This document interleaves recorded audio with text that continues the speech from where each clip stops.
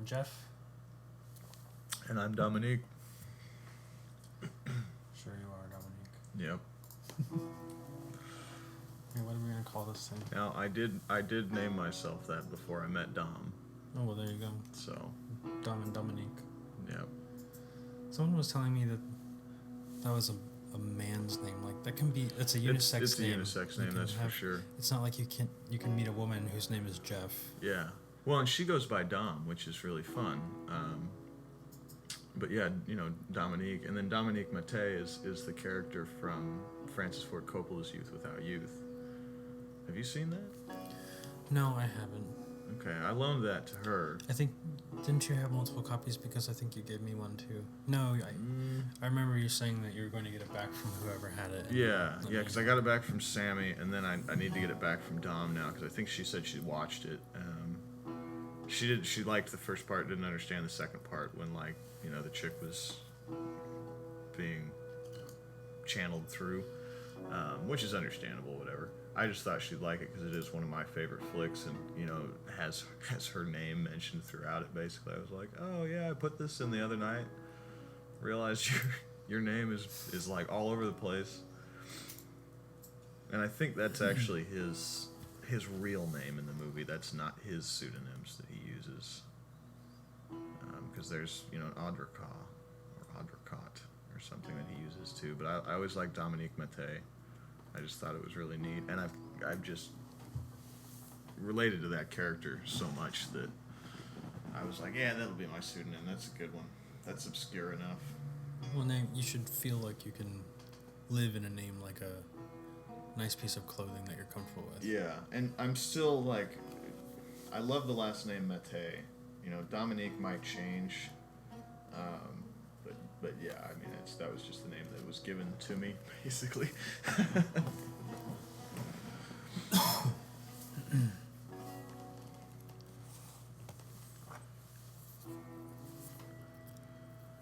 Yeah, see, this is like a 7 or 10 minute long song, and you just have to kind of go with it. You're hearing the atmospheric stuff. I mean, I like that a lot of times. Background helps me when I'm writing, helps me when I'm painting and things. Sometimes I'll listen to ambient or music that's specifically labeled that it's supposed to be for a background or just being calm and focusing on stuff, and it has lyrics. That's weird. I can't do it with when lyrics. Someone's talking or singing in the background. Mm-hmm. Or it taints whatever I'm doing. Mm-hmm. Yeah, I mean, I've written per se lyrics to songs like this that I've been listening to, but it's never I'd never put those lyrics to that song. It would just be inspired by that tempo, that progression. And so I mean that's and then if I have words in there, then it obviously screws it up, because it's well, then I'm gonna be tainted by even if it's subconsciously that I make a rhyme or do something that sounds good off of what they just said, and then it throws my whole thing off. Then it's oh well, now it's something new or different. Even listening to music, though, when you're focusing or creating art, I think would influence you way more subtly, possibly. Oh yeah. Than if there were lyrics. But I mean, you'll have the mood of the music being influenced on your psyche. Absolutely. Well, and I mean, I've kind of talked about that before, where when you're listening to something that's got lyrics, it kind of tells you how to feel, how to take the song, what's going on, the mood of the song. Whereas when it doesn't have lyrics, then it's just an instrumental. I've listened to songs where I've thought it's the most sad song in the world or the most beautiful song in the world, and I will share it with someone else, and they'll have the complete opposite opinion. They'll go, well, that's the most beautiful song. And I'm going, are you kidding me? This is tragic. This is so sad. Did you not hear the longing and, just the, and it's they just don't hear it that way. Some people just interpret things differently. Exactly. It's really weird. Well, and that's, I know, it's so strange, right? That's, I think we were trying to talk... We did talk about that once. I don't remember if it was around Dom or not. Yeah. But we were talking about, I think I was talking about how we all have our own reality, obviously. We're all living our own reality. Yeah. But our own realities are different than everyone else's. Absolutely. And that can mean so many things. to me, you look the way that you look, and everyone else looks the way that they look. And Yeah. this plant over here looks the way that it looks, but that could be totally different for you. Absolutely. And I have no comprehension of what that might be for you. It's the hair part. It's the hair part. It's a great radio lab where they talk about that. And so this guy who had just gotten so much shit his whole life, kind of been picked on, little nerdy kid, and he always parted his hair to the left or the right or something like that. And one day he just decides, something happens where like he decides to do this, or something tells him to do this. Basically, he switches the part to the other side, and he goes to a party then the next weekend, and everybody that knows him and has treated him kind of like crap, all of a sudden he's one of the group, and he's part of the group. And they figured out that it's basically like when you're in the mirror and you're parting your hair one way, you're seeing yourself in that way, but you're not seeing what it looks like for someone to look at you. And the reason why it was so funny is because Superman, when he comes out of the booth, you can actually freeze frame when he goes into the booth, and when he comes out and he's like ripping off his suit and stuff, the hair just goes from one frame to the next, just parts and then parts the other way. And it's like, because Clark Kent is a nerdy, reporter guy, whereas Superman is like this big tough character. And so, I mean, it really is as simple as things like that. The way that someone else looks at you totally changes their perception. I wonder how that would affect bullying. Yeah. Like, there's this setting on my phone that whenever I turn on my camera to take a picture of something, usually it'll be set on the selfie camera, which I don't understand because I never use that because it's extremely low quality. Yeah. And every time I look at that camera, I see like 5 chins, but I'm like, oh gosh, and I push my phone away for a second. But with that camera, with the front-facing camera, there's a setting that mirrors the image when it saves. I see. So that you see yourself the way that you look in a mirror, and that's what you're sending out into the internet. I see. So the idea that I was thinking of, what if when people see you, like the hair part thing, obviously that made a difference in that guy's life. Yeah.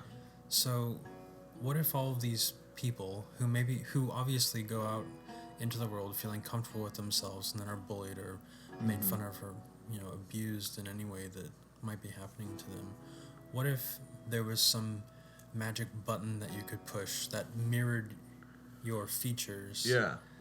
Or some veil or something that you could wear. Yeah. Well, how would that affect your life? Like, how would that affect the way that people treat you?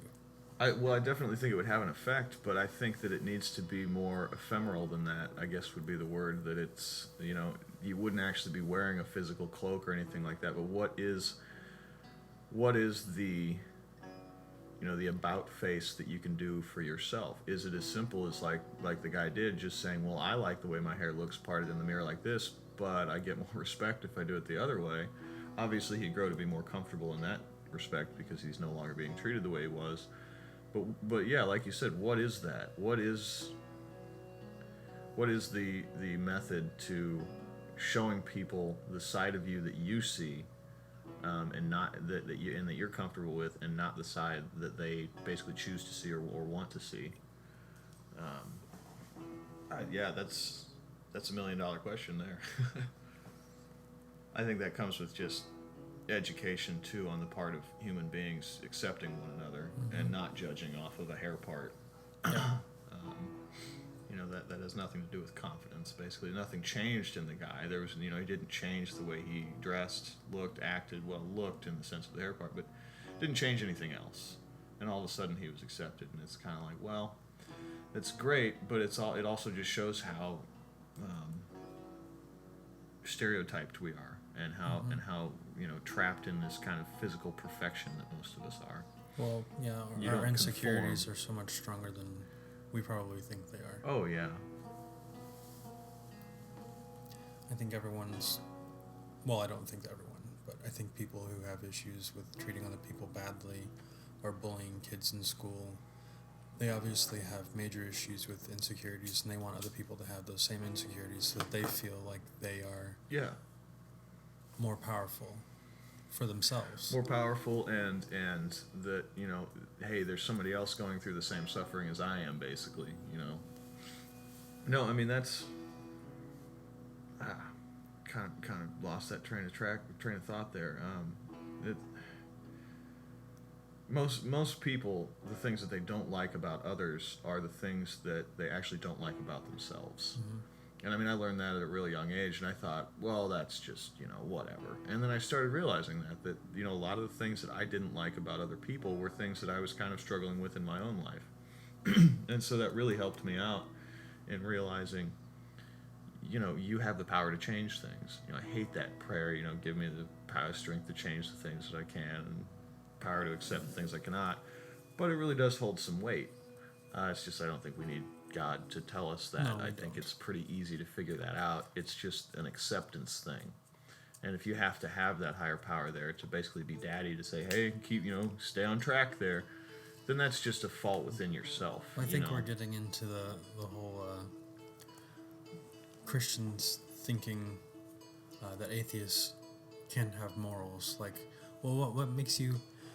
What keeps you from killing people? And because it's wrong, and I don't want to be killed. Well, that's the golden rule. I'm like, morals? But that's common sense. It's not. God didn't have to tell us that. Well, what about the cavemen and the monkeys? They were constantly fighting, because that's what that culture was. They had to fight to survive. As soon as we settled down into troops and tribes and shit, things started to change a little bit. You ran into somebody that you're gonna have to see again. And hey, one big guy could go and beat up on all the little guys, but hey, if all those little guys get tired of it, you're not going to last very long. There was another Radio Lab program on that just recently. I mean, I love listening to those NPR things because it just delves into the science of it too, and the genealogical makeup of where we came from and why we are no longer violent. And a lot of it has to do with environment, big time. Put yourself in a less hostile environment, and you no longer have to fight to survive. Mm-hmm. You basically have to fight to get along, and try to get those instincts out. Yep. I mean, there's not so much violence in the world anymore. There's really not. No. There's so many good things that happen every day that just don't get talked about because that's what that's not what we're insecure about. Yeah. We're insecure about someone coming into our homes and shooting us, or someone mugging us on the sidewalks. Really, how often does that happen? Exactly. With the perspective of there are billions of people in the world. Mm-hmm. There are almost 8 billion people now? Yeah, it's 7 point something billion. I mean, almost 8 billion people in the world today, and I mean that is an exponential fucking growth too. Yeah. I mean, here in the next 25 years, that's basically going to double if we keep on the same track that we're going. Maybe not 25, but a little bit longer. But still, I mean, it's a scary thought. Scary thought for overpopulation, but that's off track from what we were talking about. I think it has a lot to do with that vicariousness, though. The fact that, not only do we desire the conflict and those things more so than the happy times, and the good things, it's that we're almost told and conditioned to. I mean, that's what news media does. That's the only, breaking news is all the violent stuff. You never hear about breaking news. Someone died. Yeah, and someone was really? Shot. Wow, there was that's a horrible breaking car accident. News. There was a horrible fire somewhere. There was a flood here. There was and that's what that Tool song Vicarious is all about. And it's just fantastic. Because most people do, that's what they want. Most movies these days, like I've talked to Denny about this a lot, that we need to change the mythos of our age. Instead of having all these movies that come out that like Avatar, it's supposed to be peace, love, and stuff, but it's still a movie about war, and it's still a movie about fighting, and every single one. And now we've gone from like the group scenarios like Braveheart and Gangs of New York and stuff, where people are gathering a group together and getting them behind something and then going to war. Now we just have these small, close-knit groups of friends, like, all of these, the Guardians of the Galaxy and all these, superhero movies that are coming out now. It's you can just tell. It's like people like going to those movies because then their group of friends can go and they can all pick a character that they want to be, and they can all go through this thing together. And that sounds all well and good, but it still hinges on violence, and it still hinges on that kind of conflict. And that distinguishes who people are and how they live their life. I mean, look, if you want to be Iron Man and you want to be, you want to be one of those Guardians of the Galaxy characters, and people will live that. People will translate that into their everyday life. And that's a scary thought. Those people are fictitious characters that are in a universe of their own. Don't bring that into the real world, because that's not how you deal with the real world. You can't just fight your way to freedom. You can't just, it's not that easy. And that's the thing, is it's so much easier to deal with things with violence and to beat and fight the bad guy, and then everything's hunky-dory. It's like, life is not like that. It's a constant struggle. And handling things the way that they do in these movies is the complete opposite way that in reality you would go about handling these situations. But that's how people are told and taught and conditioned to deal. And that's something that needs to change. And I think movies and media can definitely have an effect on that. Obviously would have an effect on that. It's how it is tonight, or how it is today.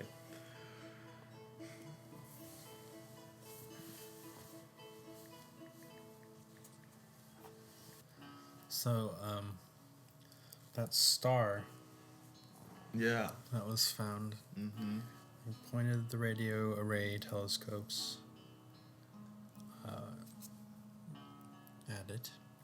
They haven't found anything yet, but I still think that something major is happening there. I need to read more on it, for sure, because I did just listen to the Science Friday that they had talking about it, and I don't know. I guess I'm still on the fence with it, because both sides sound very legitimate. I would like it to be an extraterrestrial, civilization, but I'm gonna, just the same as any scientist, I'm gonna leave that for the last, the last whatever explanation, because it just seems too perfect. It just seems too... Have you ever heard of the Fermi paradox? No, I have not. The Fermi paradox says that, in a nutshell, there should be at least 100,000 intelligent civilizations in our galaxy. Yeah. And 1,000 of those should be more advanced than we are. Mm-hmm. And we haven't necessarily found anything that says that that's the case yet. Yeah. However, we can't see our entire galaxy. No. We see a very small percentage of our galaxy. Yes. The probability is so overwhelming that you can't deny that. I just feel like they would, if they would have seen us first, obviously, if they have that kind of technology. And so part of me is going, well, gee, what do we do when we discover that it is, but they don't want to have anything to do with us, obviously, because they haven't dropped the encyclopedia, of the universe down at our doorsteps or anything, saying, hey, you guys don't change your ways, you're gonna fuck everything up. Well, maybe there are fundamental physics problems that even civilizations that are more advanced than we are still can't solve. Yeah, true. And I might sound like a bleeding heart that, oh yeah, there are extraterrestrials out there, but how the hell can there not be? No, absolutely. No, I completely agree that there probably are, and that there's, more than probably are, that there are, it's just that we haven't discovered them yet. And that's why this is such an exciting prospect. It's just, I don't think, the science is not in yet, basically. No, it's definitely not. And so we just need to keep our eye on it and keep watching. And so I don't want to say that it is yet, just because I almost don't want to let myself down when it turns out to not be. Yeah, but when it turns out not to be, how are we basing that opinion? What are we basing that opinion off of? How do we know that it's not? Because we can point a radio telescope at it and we haven't found anything yet. Yeah, exactly. We're going to have to get there or get closer. Or come up with some other technology that we don't have yet. That allows us to see different waves or listen to different wavelengths. Exactly. Different styles of signals altogether. Yeah, that's something that I've thought about for a long time, is that, since I was a kid even, was that, we're trying to pick up radio radio transmissions for sure. And I understand that because it's traveling over light years in the sense that it takes time for those things to get to us. So maybe they were at one point, these civilizations would have been at a place where they were using radio signals too. But if they're so far advanced, I mean, they're going to be on a completely different wavelength, completely different set of signals that we have no comprehension of. Or maybe we're receiving them all the time and they're just encrypted in some way that we can't interpret. Absolutely. I mean, because if I was, an extraterrestrial scientist that was trying to, that was dealing with those problems, the first thing I would do is realize how much noise we're sticking out in the universe and go, well, we need to cloak that. Not just I don't for want everything out there and not just for privacy or military reasons, but for energy efficiency. Absolutely. That was the first thing I thought of was, of course, yeah, you'd want to, there's military and privacy issues there too, but 100%, it's like the energy loss is just, that's incredible. Mm-hmm. And I would assume that they probably would have found out how to harness things like that, because it's definitely not there, I think it would be tough to say that there's a single energy source in the universe that can be tapped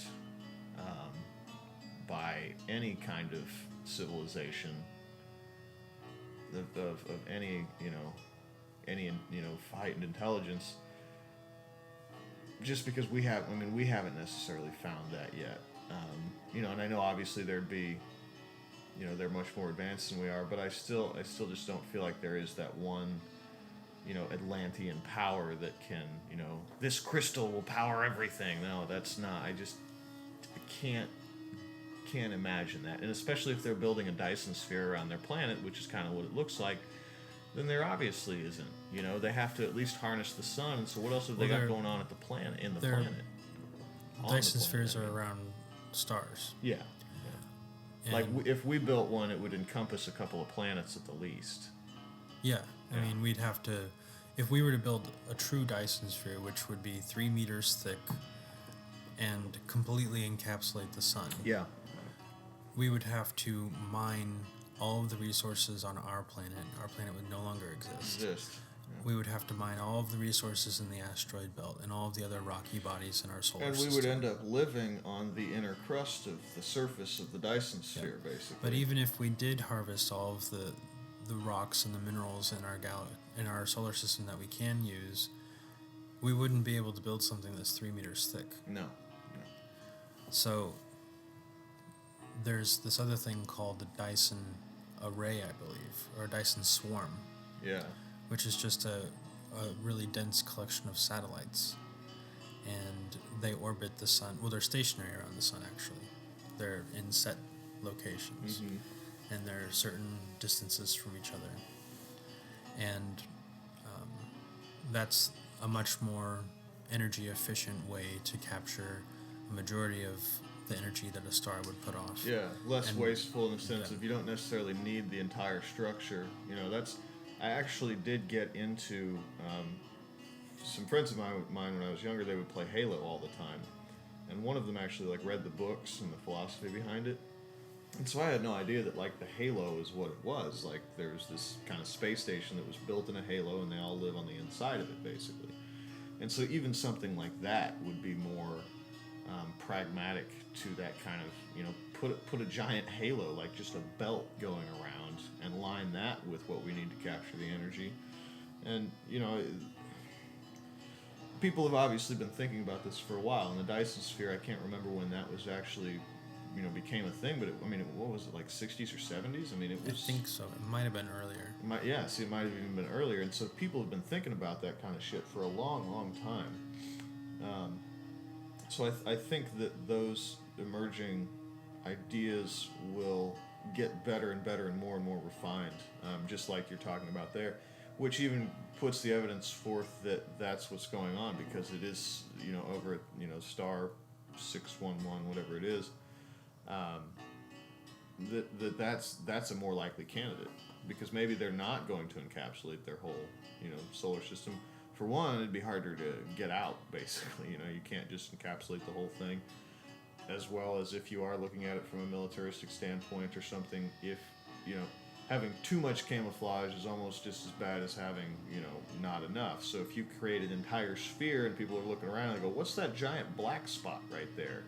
They're going to want to check it out, So the fact that they have a swarm of these things is more probabilistic, actually. The only thing that makes me believe that this is not something natural is that we are able to, with the way that we track planet transits across to other stars, which is how we search for planets. Yeah, like watching we can detect the shape of whatever is transiting a star. Yeah, and these are all irregular. This is not a sphere. Yeah. This is something completely irregular, and it blocks out 20% of that star's light. Yeah. And if you put all of the bodies in our solar system together, they would not block 20% of our star's light visible from another star system. Yeah, I mean, everything that we know now goes against the natural theories. But I will admit I am just ever so slightly skeptical, but I'm hopeful for. Absolutely, I'm totally hopeful for that too. I'm totally hopeful for that. If we take Stephen Hawking's approach, it's like, well, it's not going to be a good thing when we finally discover, and they discover us. They're probably going to want to come here and fuck with us, but I just don't see that happening. Why would they? Why would they? Why would they take the time? Because we're not moving on a fast enough, as of yet, we're not moving on a fast enough there's so many other things that they could harness in the galaxy. Why do they need us? They don't need to come here and be bullies. They don't need to come here and be bullies, because that would just be a waste of time and energy for them, and they would be above that. Regardless of how evil and cruel they are or domineering they could be. If they were able to travel here from another star, that's interstellar travel. That's incredible. I mean, that requires so many things to have happened, and their civilization has to be so advanced for them to be able to do that. And if it would be like the anthill next to the highway. I love that analogy. Yeah. We would be the anthill. Yeah. And the highway would be this extraterrestrial civilization. Exactly, and they wouldn't even notice us. Exactly, just poof. Yeah, and for one, they wouldn't be building a sphere or a swarm around their planet if they had the ability for interstellar travel. Unless they are a dying civilization and they're going out searching for another place to put the rest of their peoples, basically, and they're building this to prolong their existence where they're at because they have to. What would be neat too is if it was parallel, if it was basically us, but we didn't have all of the things holding us back, like the religion that totally just. That's an interesting way to look at it. Fucked everything up scientifically. Like, imagine how much further we'd be if we didn't have the Inquisitions, if we didn't have all these scientists just completely, like some of them killed for their beliefs, and imprisoned and such. And so they would still be facing some of the same problems that we have faced with, energy crisis and running out of maybe materials they were and stuff. way more intelligent but that's what I'm saying. But they're still much more advanced than we are. But basically, looking at them and what they're going through now, if that's the case, that they're building this sphere or this swarm to prolong their life on that planet just so they can get out and go elsewhere, we should look at that and go, well, fuck, that's where we're headed. If we don't clean up our shit, we're gonna have to get off this planet quicker than we had been necessary, basically, than would have been necessary. I think that's one possibility, but I don't think that's the only reason that you would want to construct something like that. I think that eventually our race may, or our species may require so much energy for computers or whatever it might be that we have to construct something like that. And it might not be because we're in dire straits. Maybe at that point we will have figured out that, hey, we need to stop destroying the planet that we've come from. This is all we got. Yeah. But at that point we'll probably also be terraforming Mars. I would hope so. God, that's a fun possibility. That's I have even not more seen fun that. than the possibility of life. I've not seen that movie with Matt Damon. That's The Martian. Has it come out yet? I think it has. And what pisses me off about that is if you watch Gravity, I believe, where they're trying to go out to the planets and find the whatever. No, Interstellar. Was that Interstellar? Mm-hmm. Okay, that was Interstellar, yeah. And they find Matt Damon on that planet, living by himself. And I'm like, this is just a it's like did people watch that movie and they were more interested on like in what Matt Damon was doing on the Lonely Planet by himself, and so now we have to make Matt Damon on his own planet? Like, it just, I don't know. I don't want to see it because of that, and I don't really like Matt Damon either. Kind of like, you're a douchebag. I mean, you did do Promised Land about fracking and everything, and you did pretty good in that, but I mean, he's just a douchebag. I haven't liked anything of his since Good Will Hunting. Yeah. You're gonna turn me into a documentary person. Or have you not been? I haven't been a film person for like 5 years because of a past relationship that I had. We watched movies every day, every night. See, I watch sometimes the same movie every day for a week or two. See, I can't do that. Not, especially not with another person. Like, I like being single because I can watch a movie every day. I can rewatch movies because I like to do that. I will watch the movie, I'll watch it again, and I'll watch it with the commentary if it lets me. You know, I'm a sucker for that kind of stuff, but it's only if it's a good film that I really want to get into. And you know, Denny's really honed in my ability to say, you know, this is good, this is bad, look into things, look at who the director is, look at who the screenwriter is, look at their inspirations. I mean, I've watched more Ingmar Bergman films in the past few years than ever in my... I mean, I'd never seen an Ingmar Bergman flick. You know, and I'd never seen all these fucking great old French movies that he's turned me on to, and some of them are a little newer too, and it's like, this is the stuff. And like Lars von Trier and Jim Jarmusch and all of these great directors that are, you know, they're indie, they're underground in the sense that people, they're not mainstream. But that's, you know, Denny had the great quote that, hey, if it's popular, it's probably bullshit. It's probably not very good. And so, and then you do have to run across things that are the cult classics and the nerdy kids and the theater groups and what they say is the best of the best. And it's like, that's for your own little deal, you know, like Glee, all those, anything that's associated with Glee and all of those types of people's opinions and views, it's in such a small world that they're very hoity-toity about it, kind of. Well, if it doesn't meet these specifications, then it's not good, it's not even worth it. And it's like, no, I've watched movies that I've fucking hated, but are required viewing material for anyone who thinks that they want to know anything about film. And I think that's what you have to do if you want to be interested in it. Like, I'm not interested in writing reviews for movies. I'm interested in the fact that if a picture says 1,000 words and someone creates a film, creates cinema, creates a great masterpiece in moving pictures, how many words does that say? Because yeah, there's dialogue, but I mean, I want to know why you put that cut scene there, why you showed this imagery, what's up with this camera angle or view. I mean, like, great things like in The Double Life of Veronica, which is a great Veronica, I guess, which is a great old French flick. You know, you've got scenes where it's obvious that there's a reflection of her over in this pane of glass, and she's behind a door that's shut, you know, here, so she's kind of encapsulated in this frame. But then the door is open, so you see the reflection of her face here. And it's like, that was intentional. That was 100% intentional. And when I watched got the commentary and stuff, it is. You know, they specifically do that. And so there's a lot more that goes into films than just, I hate to keep bringing it up, but things like Guardians of the Galaxy and Fantastic Four and stuff. You watch those, it's, you know, there's no cinematography at all. It's just explosions in your face. And sun flares. Yeah, exactly.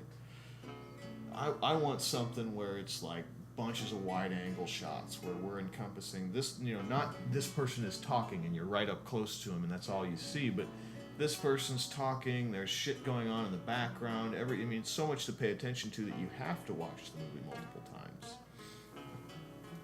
And I think that's kind of what they're intended for. Why would we have come out with DVDs, you know? I think I'd like to meet the director that says, I'm going to produce this movie but never release it on DVD. You know, this is not a movie to be watched more than once. Like, that's a challenge for anybody. I remember when I saw Melancholia with you, I wanted to go home and watch it again right away, just because I knew there were things that I didn't notice. Because it was so beautiful and it was so thoughtful. The way that film was put together was so involved. Yeah. And you don't get that anymore. You really don't. No. I mean, every now and then you'll have a beautiful film come out, but they're few and far between now, definitely, and it's getting worse. Yeah. I mean, I walked by the playbill of the theater up in the North Shops the other day, and I didn't know any of those movies. Yeah. I hadn't seen any of the trailers either. Yeah. Yeah. Like, I hadn't heard of any of them. I know I miss out on tons of stuff too, but I've just stopped paying attention because, hey, The Imitation Game and Theory of Everything, great movies, but they're movies. There's not really a lot of cinematography involved. It's just, hey, feel feelings, tug on your heartstrings, and play the right music cue at the right time. And they're beautiful movies, and they're about great historical events. But that's all they are. It's just a movie. You watch it, and that's it. I do like watching them again because I like the stories, but that's it. I don't watch those again and again to like pick things out. When I watch those again and again, I'm sitting there picking up on like, well, look at how the cutscene here, the discrepancies, and the goofs, I guess they call them on IMDb. Where they rush and they say, yeah, whatever. Yeah. Yeah, and I mean, obviously things like that don't happen in movies like Melancholia, don't happen in things like Dead Man, don't even happen in things like The Only Lovers, The Only Lovers Left Alive. I mean, it's just beautiful, beautiful cinematography is something that makes a film, and that's one thing that I have yet to really pay attention to as cinematographers. I pay attention to their work, but I haven't really paid attention to specific cinematographers because I feel like that's a combination of the director and the writer coming together with the cinematographer and the gaffers and the lighting experts and stuff, and knowing how to portray their film. Well, the cinematographer's job is capturing the director and the writer's idea through the camera. Exactly. So they have to have very good working knowledge of the camera, what the film looks like when it's shot, the way the angles are presented, and all that. I love looking. It's a very at things technical like position, but it's also very artistic. Exactly, it has to be. And I love looking at things like that because when I view things through the camera, I know that they're going to look differently when I finally, from my view of, well, that's a good shot, and then I'll take it on the camera, and maybe it's not, maybe it's better, maybe I realize, well, I need to change the lighting, I need to, do whatever. I mean, to the point where I'm out there with my phone taking a picture of something, and I've got, I'm shading it, or doing something to control the environment. And I think that is obviously an artistic role, to be someone that can look through the lens of a camera and see the way it's going to look then. Well, the point and shoot camera was the worst thing that ever happened to photography. Yeah. The worst thing. People don't have to have a working understanding of how cameras work, and what aperture is, what shutter speed is, what an ISO is, and what it does to film. Yeah. And that's why I liked growing up with film, and kind of having to learn some of those things. I need to refresh my memory on all that stuff too. Tim's Vermeer is another great documentary, and that's about the idea that Vermeer possibly used an apparatus to paint his pictures rather than just painting them by hand. He never had any formal training of any kind, but one thing that you'll notice in several of his paintings, there's one of a woman who's looking out a window, and so the window's, on her front side, and then you see her from the side, kind of a profile view, and on her back, the back outline of her dress or cloak has this very thin blue line, iridescent blue line going down the back of it. Now with the human eye, looking at that woman, you're not going to see that. You're not going to pick up on those reflections of light. It's just going to be there. But if you look at that through a lens, you would see that. And so this Tim's Vermeer documentary puts forth the idea that he actually used a type of camera obscura that he would be able to project the image onto a mirror that would be floating above his canvas, so that all he would have to do is kind of rock back and forth and see this image reflected on his mirror through a lens, and then just kind of paint. And that's why there's no outlines to any of his drawings, is because he's basically just kind of watercoloring, painting by numbers with this, with this image that he can already see. And so like the image would be up against the far wall, and then there would be a lens suspended in between him and that image that would then reflect onto a plate that was on the wall, like another mirror that was on the wall on the side that was close enough, close to him, that would then reflect to a mirror that was suspended at an angle above the picture. And in the documentary, the guy recreates it, and he recreates a Vermeer almost better than Vermeer in that way, that he captured more detail. The guy had never picked up a paintbrush in his entire life, never done anything like that, and he recreated a Vermeer in like 6 months. And that was also with building the set from scratch, grinding out his own lens, grinding out all of his paints, the same way Vermeer would have done. Gets to a point where he's trying to make a table leg on his lathe, and it's too long for his lathe, and he's like, well, I could just cut the table leg in half and then glue it together, but I think I'm just going to cut my lathe in half.